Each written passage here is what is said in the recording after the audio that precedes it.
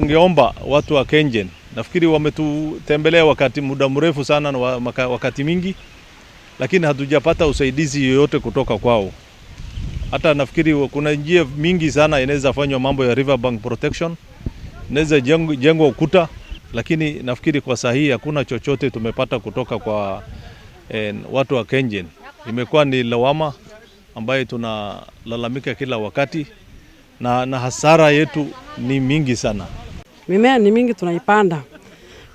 Tukiwa karibu kuharvest hiyo shamba, maji ndio hiyo. Wanyama wanachukuliwa na maji, wanaachilia maji sana sana usiku, ndio maji zinaingianga kwa shamba. Sikiingia wanyama ndio hiyo. Hata kuna vijana wengi wamekufa, hata tujui saa hizi wameenda wapi. Would we be able to look at the costs of addressing the siltation in the dams? Could we even look at a proposal to have a dam in the region to be able to address these problems?